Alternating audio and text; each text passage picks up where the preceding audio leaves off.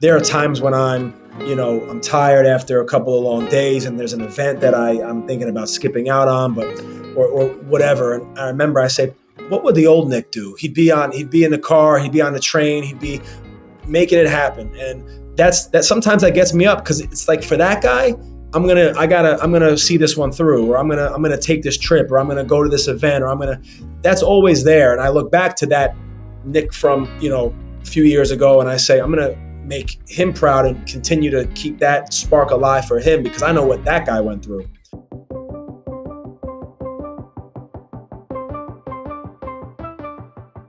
Welcome back to another episode of the Mile 40 podcast. Thank you all for continuing to tune in. I am your host, Bishoy Tadros. I just want to say thank you for all the participation, all the feedback that you guys have given. If you haven't already, please be sure to hit up Spotify, Apple Podcasts, YouTube, hit subscribe. Also, check out the show notes. There is a discount code for picking up a copy of Break Barriers or Audacious. I am super excited to dive into today's episode. Today, I have Nick Barrotta. He's an actor and host currently starring in Tyler Perry's hit show, The Oval on BET. He was born in LA, raised on Long Island in Huntington, where I am from as well. So we are going to dive into that.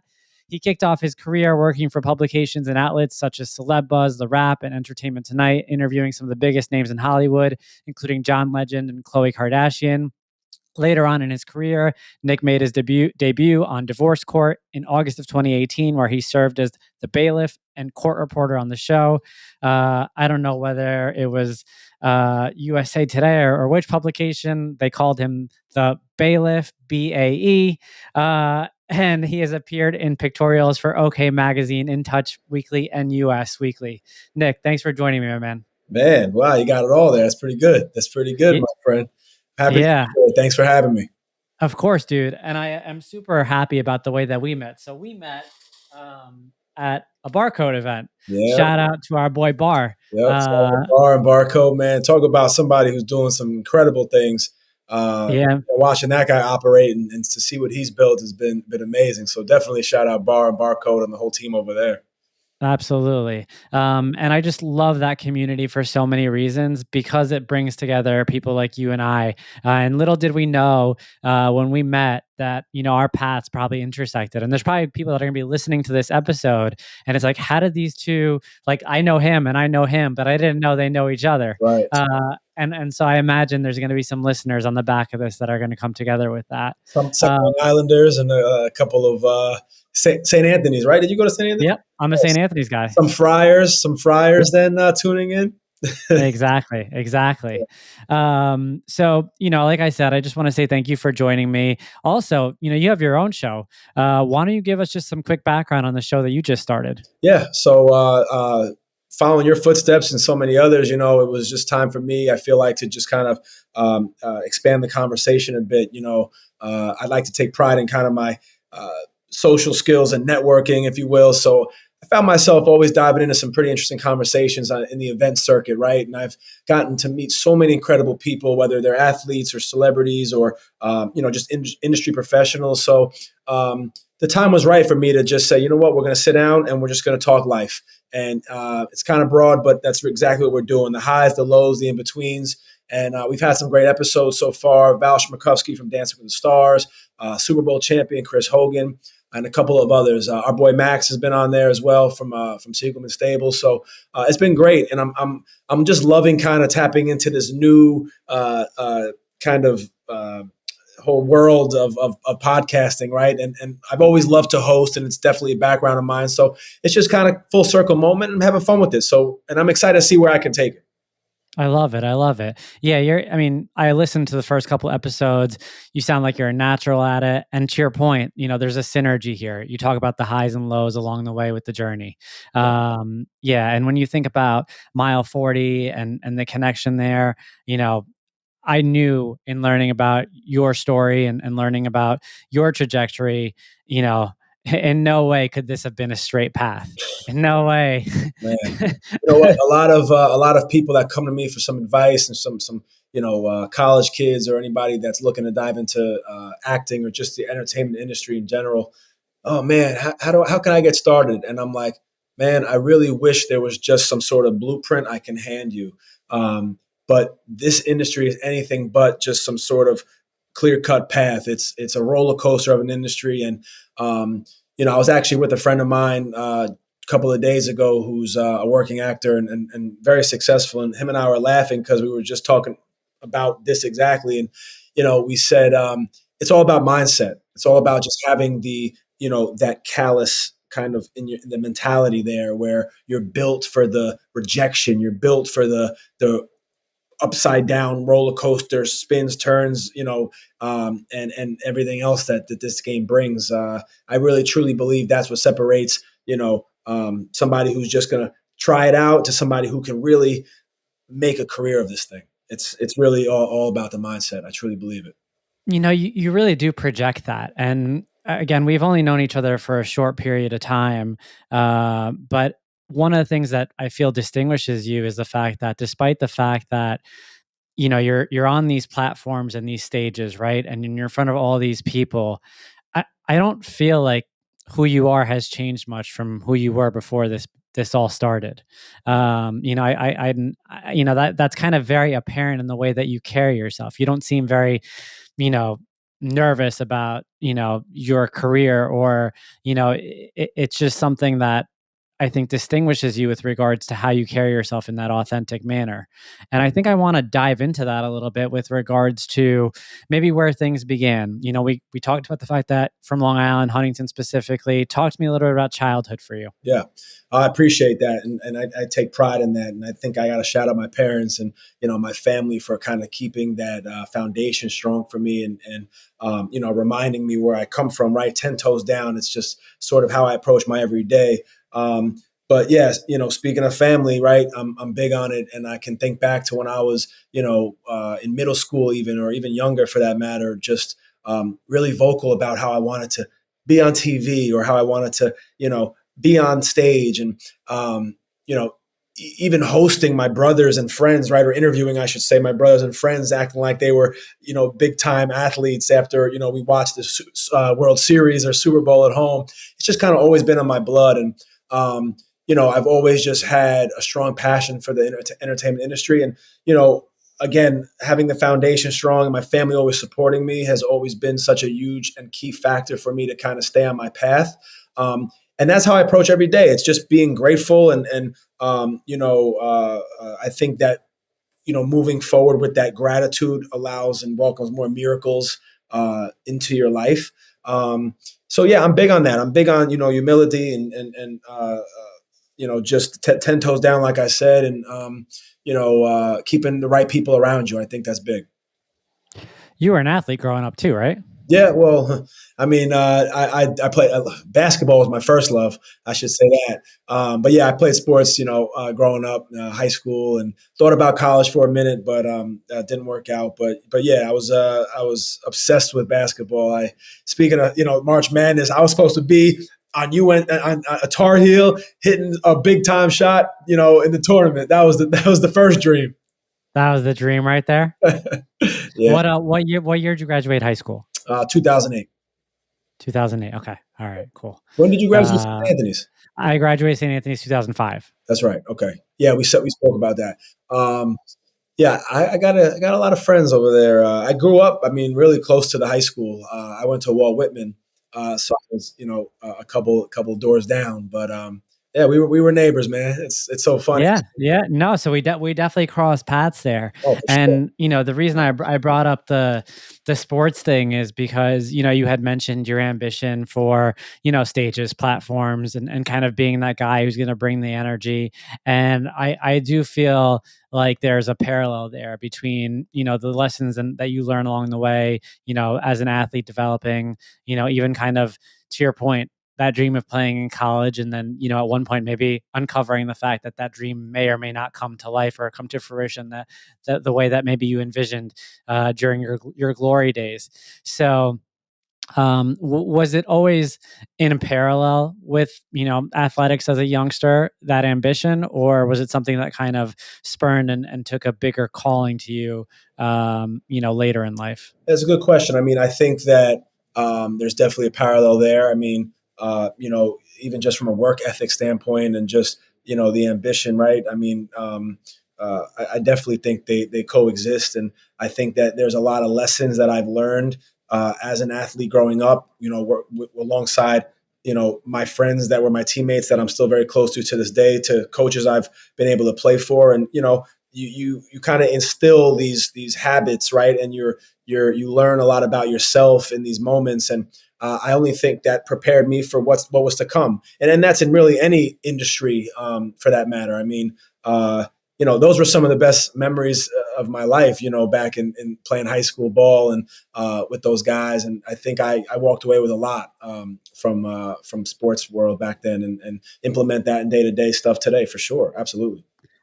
Love that. So walk me through post high school. You went to Hofstra, right? Went to Hofstra, which I loved because, we were so close to Manhattan, right? I was able to take full advantage of everything that the city had to offer. So I was a broadcast journalism major.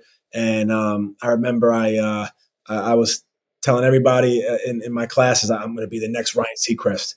That's just watch. I'm going to be the next Ryan Seacrest. That was the path I thought I was going to take, because again, with acting, I didn't know how to break in. I really didn't know how I can get there. So I said, you know what? If I can't just take a clear-cut path to being the talent, right? Let me get to a point where I can learn from the talent. Let me talk to the talent. Let me interview them and learn about their stories, and let me get on the red carpets and network and take full advantage of the scene. And that's exactly what I did. I was in the city all the time. I was even faking press passes at one point, getting in the back door of events just to rub shoulders and talk to some people. And, there's a piece of me that misses those days. It really helped shape me, and talk about the hustle and ambition and drive from, that's exactly what I'm talking about. I mean, having that kind of go-getter and crazy kind of, outgoing personality to be able to do that, man, that was everything. But Hofstra was great. And I really learned a lot about myself in those years. And it was tough too, because, high school work, that was a great time for me. And kind of having everybody go away to different schools and me still being here on Long Island, there was some sort of, I don't want to say loneliness, but I felt sort of, okay, I'm on my own here now. It's time to figure out, what we're doing with this thing. So I put my head down and just got to it. I started my own blog and sort of podcast before podcasts were even a thing.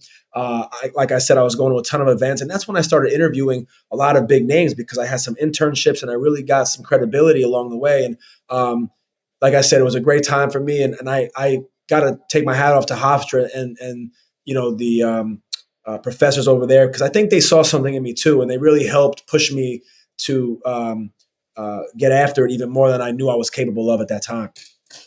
I love that. And, you bring up Ryan Seacrest, and I'm like looking at you and your face, and I like, there's some distinguished features about like your facial features. All right. Do you ever get the comparison? I've never heard that one, but I'll take it. Look. No, I mean, something about your face. And I'm like, yeah, like I could see it. I don't know. Ryan Seacrest, it wasn't even about being him. It was just like, no, I know. I get it. Yeah. This guy was a machine. I remember just, yeah. There's He still is. Yeah, it's crazy. I'm talking about work ethic, and it's exact sort of a career I wanted to implement. Somebody who can just do so many different things in the industry and kind of attack at all angles. Man, he's had an incredible career, and there's so many others like him that I look up to. But he was one that I remember, especially in the broadcast journalism, realm, that I was like, man, that's the top dog. Did I see, and I hope I'm not making this up, did I see he's taking over for Pat Sajak on the Wheel of Fortune? That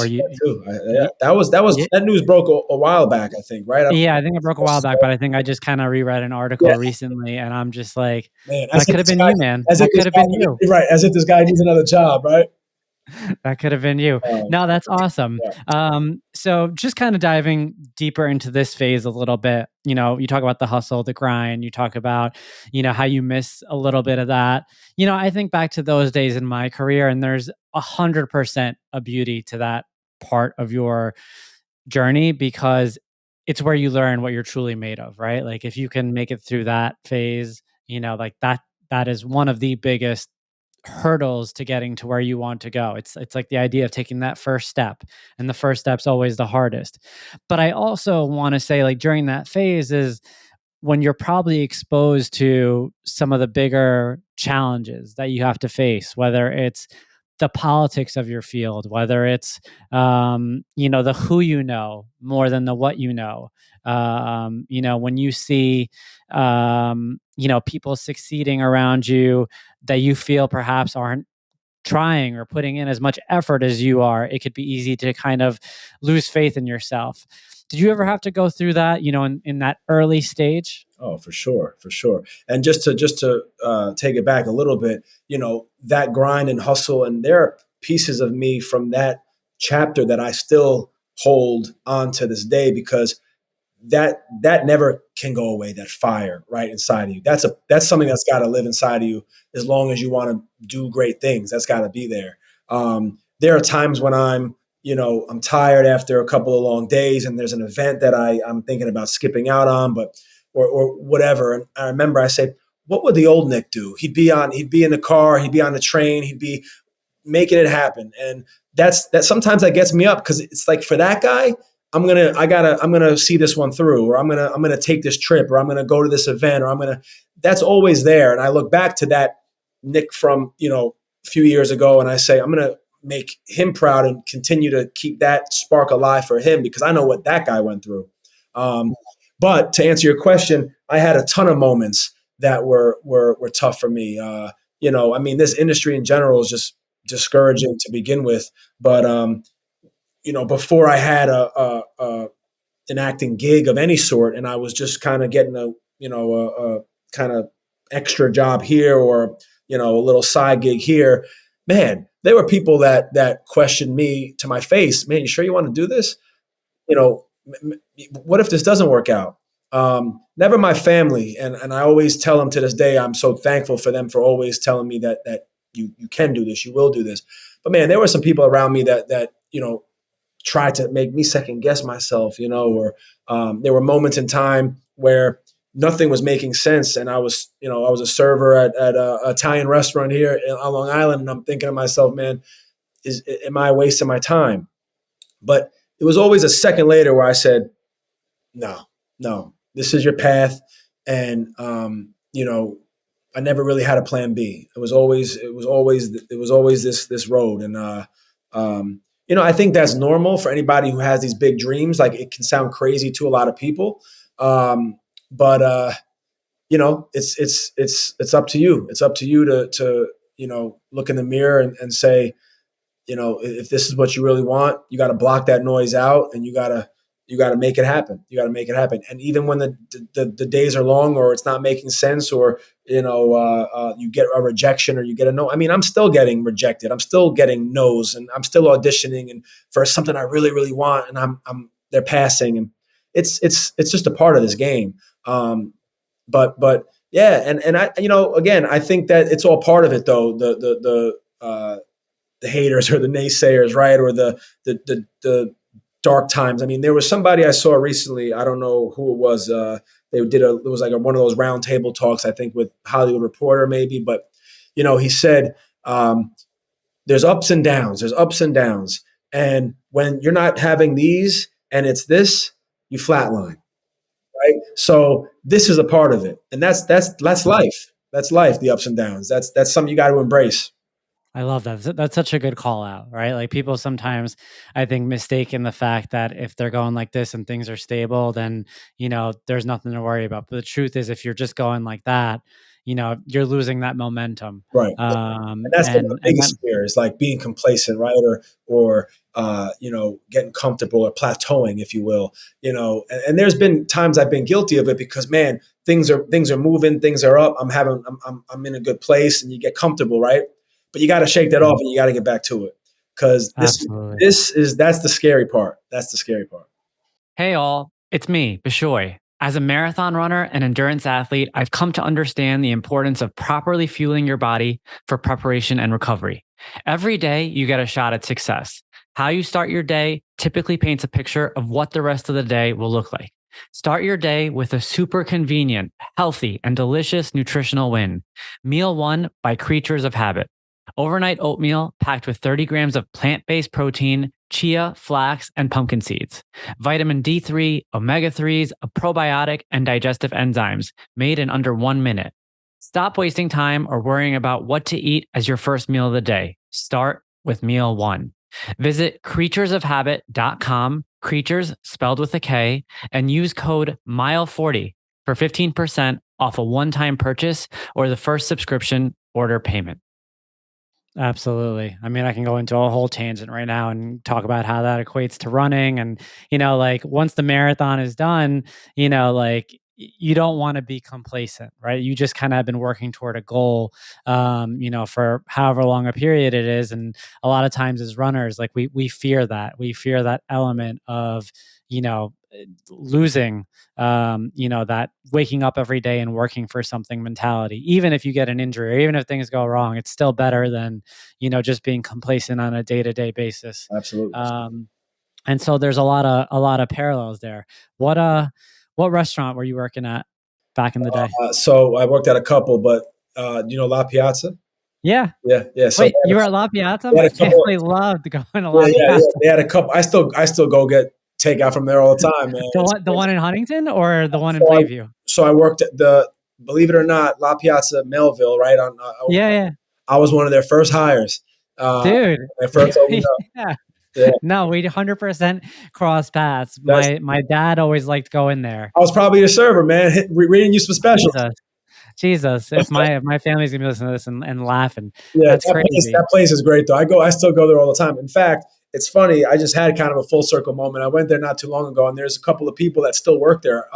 Honestly, from when I was there, how many years ago, and I was there with my wife and baby girl, and one of the servers comes up to me who I love, and he's like, this guy used to always talk about his big dreams and going out to LA, but they had the TV up there by the bar. And I'm gonna get on TV one day, watch. So it's funny. It's I used to really just speak it. That's so beautiful. Yeah. That's so beautiful. Yeah. What were you like socially, like back then and during that period? Yeah, I mean, listen, I've got a great group of friends, and I take pride in my circle because I've been with really the same crew since I was even in elementary school. I mean, we have we're very blessed in that regard. We got a great group of friends, but I've always been kind of the outgoing guy, the class clown, if you will, running around and having fun with everybody. It's always been kind of my personality, just being sort of a social butterfly, if you will. I mean, yeah, I was never the introvert or the shy guy, or in fact, I was really almost a people pleaser at one point, which I think kind of worked against me because I remember as I started getting a little older, I'm like, all right, I gotta stop trying to please everybody else and be everywhere for everybody else, and I had to like bring it home at that point. But yeah, I listen. I love meeting new people. I love just learning about people and where they come from and their stories. I mean, that's just always kind of how I approach any conversation. So, yeah, I'm a social guy. I mean, I don't know. No, the reason I ask is because there's no doubt from this interview and probably from anyone that's known you that you're good with people.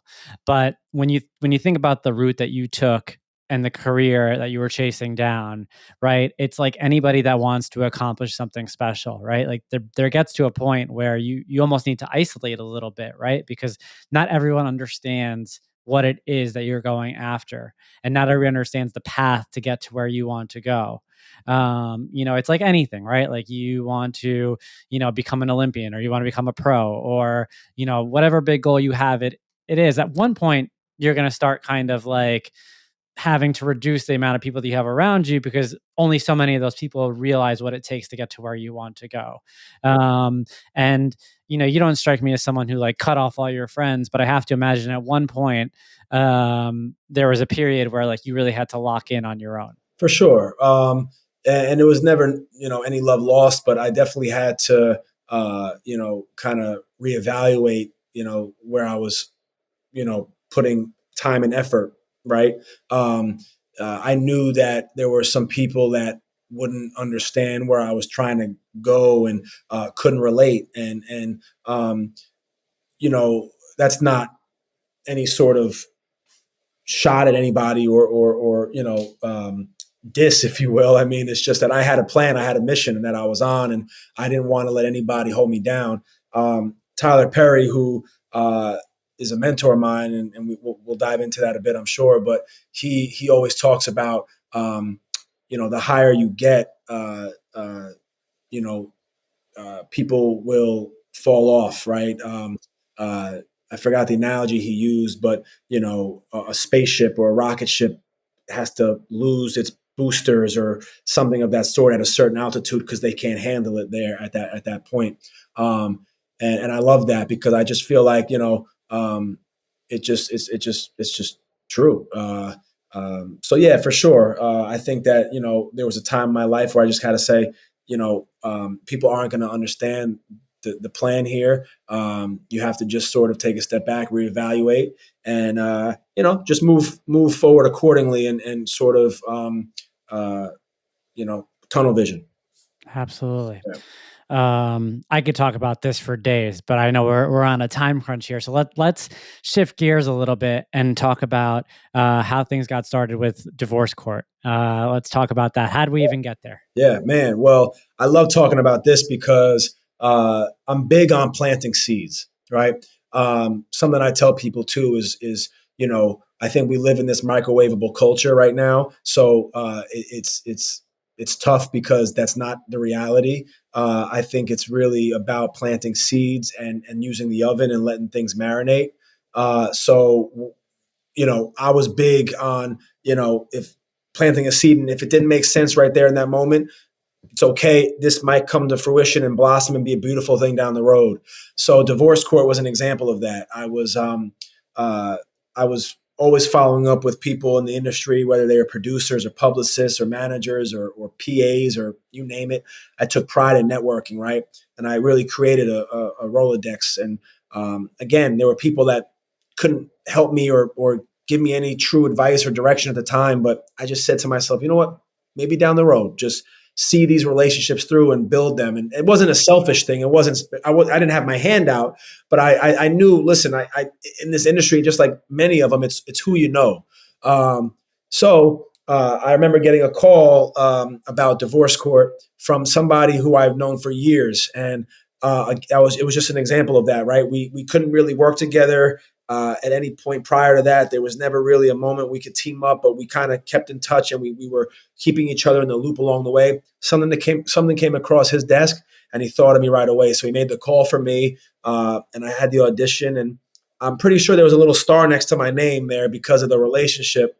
And it was a beautiful thing. I have to shout out Judge Lynn Toller and the whole crew at that show, because although it wasn't a dream job for me, it was so much fun. But the real blessing in it was just it gave me the opportunity to sort of tap into that next bracket and stratosphere in television.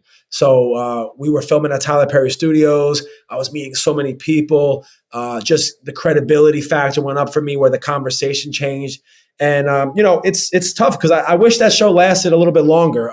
It was only a couple of years, but I think it was really just a stepping stone for me, and it was a beautiful time. Is that how you met Tyler Perry? Yeah, well, that's exactly it. So we filmed at Tyler Perry Studios, and again, being at divorce court, I'm like, man, I think there's a bigger play here. I know that I got this job to bring me to the next one, and Tyler Perry was walking around the lot one day, kind of checking on some of the productions there at his studio, and him and I had the opportunity to meet. And that handshake right there that day changed everything for me. That moment was my whole life changed right then and there that day. I was on the set of divorce court. It sounded like, and this is just my trying to do homework before this, it sounded like you were a little bit of a heartthrob at the time. Were you single at that time? No, but it was funny. I sort of had to portray that I was. Okay, got it. Yeah, so my wife and I, we've been together a long, long time, but we used to get a lot of fights before. I had some of the stripes. I would tell her, like, I have to, which was tough, but it's work, babe. I had to almost put out there that I was a single guy, right, for the brand, but but yeah, we laugh about it now, but we got in a couple arguments back then. I'll tell you that much. Fair enough. Yeah, Fair enough. That's fun. That's funny. It's good to know. It's good. That's good for the audience to oh kind of yeah. soak in. Well, yeah, it's funny, man. And that was something I struggled with for a while because, obviously my at home was great and I had this relationship and we were building a life together, but at the same time, my career was kind of just taking off. And, I hate to say it, but there is this sort of you know, stigma even, but like is he obtainable? Is available? So it was tough to sort of balance that then when I was just starting out. Now I embrace it all, and I think that actually, now that I'm older, I think people actually appreciate, the realness even more than the facade. 100%. I mean, like that's what I was saying in the beginning, man. I mean, I think that's one of the things that truly distinguishes you is that realness, right? Like I think that that approachability, that he's real. Like he's that's you're gonna get what you see. I appreciate that. Yeah, And I think that's just such an important characteristic and an important trait. And I do think that that it definitely steers success. So you meet Tyler Perry, that handshake you talk about the importance of the handshake. Tell me about how things kind of evolved from there. yeah. I mean, look, Tyler Perry Studios is such an incredible place. If you ever have the opportunity to they do tours down in Atlanta. It's 330 acres. It's incredible. But being there it's such a inspirational place. You know, they say he says that it's a place where even dreams believe, right? Um, so that's exactly how the conversation went. It was sort of, where are you looking to take this? What are your dreams? Or what are your aspirations? And I told him, I said, I wanted to get into more scripted television and obviously, get into film and TV, right? And I even told him about a book report that I had a report from third grade of how I wanted to be an actor and that it was always just this dream of mine. And I kid you not, man. It was probably a month or two later where I got a call about him working on a new show. This is the time when he signed a deal with Viacom, so he had a bunch of new content coming out, and he had a role for me. And he said, "Listen, come down and audition." And that was it, man. Went down there, auditioned in front of him. He gave me the gig, and it's been just kind of up and up from there. That's incredible. Yeah, Give yeah. the audience just some background information on the show, just so they know what the show's about. Yeah, so it's man, we're going on season 6 now. I don't even know if I can say that. We just wrapped 5 up, but 6 looks like it'll be coming out soon. It's a drama kind of soapy show on BET that follows this kind of crazy, corrupt first family around. I play the assistant to the chief of staff, and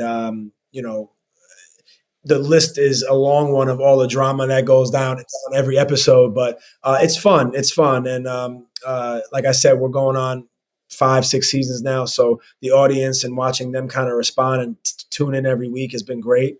But yeah, just a corrupt, crazy first family, and you follow the staff home, and you kind of see all the crazy twists and turns, and man, it's a roller coaster of a ride for sure.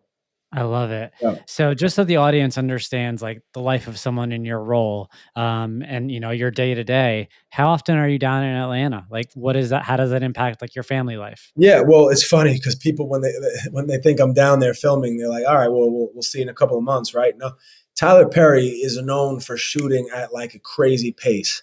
So what normally would probably take 3 or 4 months, he gets done in like 3 or 4 weeks. It's absurd, which I actually personally love for a few reasons. Number one, as sort of a new actor, it's been sort of a boot camp for me. Because he does it in such his own way that I feel like any other projects to come, I'll almost be not. I don't want to say I walk in the park, but it'll be such a different kind of slower pace where I may like have an advantage coming from the way this guy shoots.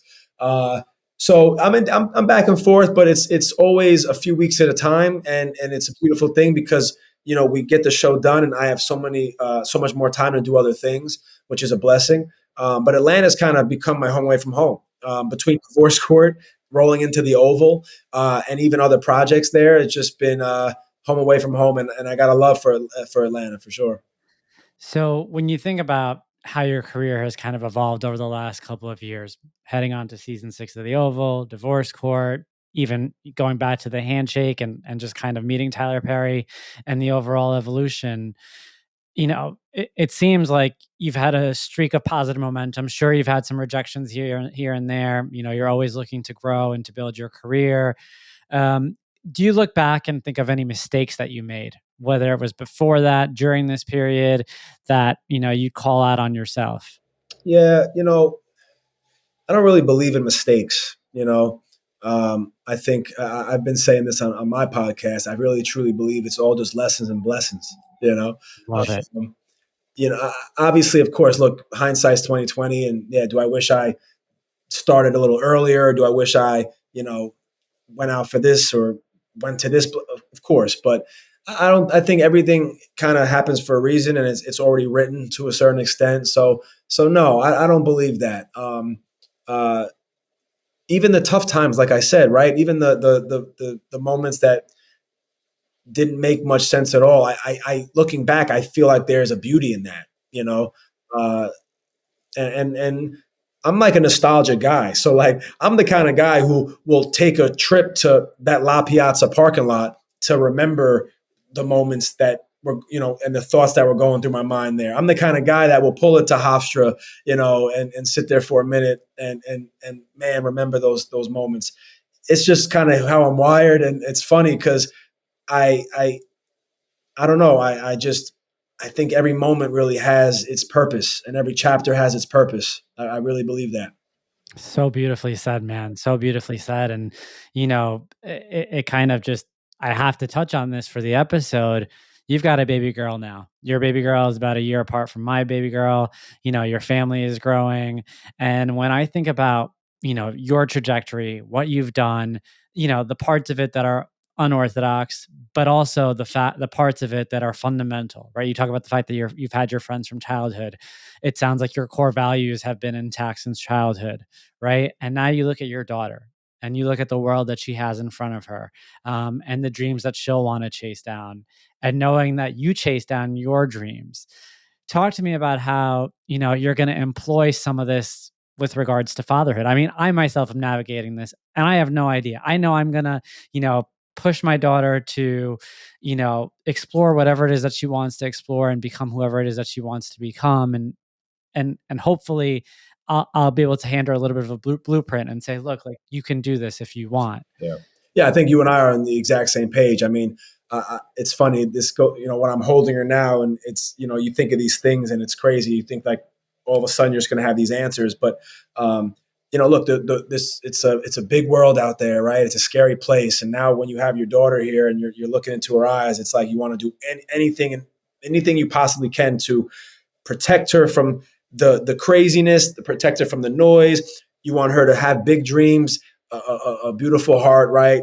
Peaceful mind. That's really how I talk to her now, and how I want her to go about her life. As far as her career goes, like you said, I want her to be able to explore whatever she wants to. I want her to become whoever she wants to become. But I work hard now, and my purpose and my why has changed, where I want to double down. I want to do even better every day, and go that much harder for her. My father, I remember growing up, always told me, my father, he still works his ass off. I mean, this guy, talk about a hero of mine. I mean, watching him my whole life do what he's done, and support our family and my three brothers and I, and his work ethic. I mean, that's contagious. That's something that I look at now, especially looking back now that I have a child of my own, and say, man. But I remember him always telling me, I want you to do better than I ever did. Right. And that's how I look at it. I want to create a life where she does even better than I could have ever even imagined in this world. So, I think it's something we're going to learn as we grow as fathers, and we continue to learn on our own, because there's talk about blueprints. There's no blueprint to fatherhood either. There is zero blueprint. There is zero instruction guide, zero manual, zero figuring it out every day as you go along. And, Talk about you couldn't have said it better, Yeah, man. that's it. Just show her the goodness in this world, and try and do my best to lead her to the most beautiful life that she could ever dream of. I love it. And I have no doubt, Yeah. she's in excellent hands with you, your wife. Likewise, man. Again, the fundamentals just spring out at you in just any conversation. It's just there, the authenticity, the vulnerability, the accepting, weaknesses as learning moments. Like I see that, and I have no doubt that as you pass that on, your daughter's gonna, learn so much from you. And so I just want to say thank you, man. I want to say thank you for coming on. Thank you for sharing your journey. Listeners, if you're out there, check out the Here's to Life podcast. Go check out the Oval. Make sure you're following Nick and his journey. This was a real pleasure having you on today. Appreciate it. And look, man, I got to give you your flowers too. We've we didn't meet too long ago, but watching you operate and do your thing, and it's been a joy and inspiring, to kind of see, your journey as well. So I think that it's kind of light attracts light, and this is one of those moments. And I appreciate you having me on, and I'm always rooting for you. You know that, and I look, man, maybe we got to line up a dinner at La Piazza or something. Well, we got to make it happen. I know some people over there. We'll set up a dinner. I love it. I mean, my dad's gonna be psyched that I know a guy at La Piazza. forget the Oval and forget everything else. I know a guy who used to work at La Piazza. That's right. No, I appreciate you, man. Thank you, man. Likewise, keep doing your thing, and we'll see each other soon, I'm sure. You got it.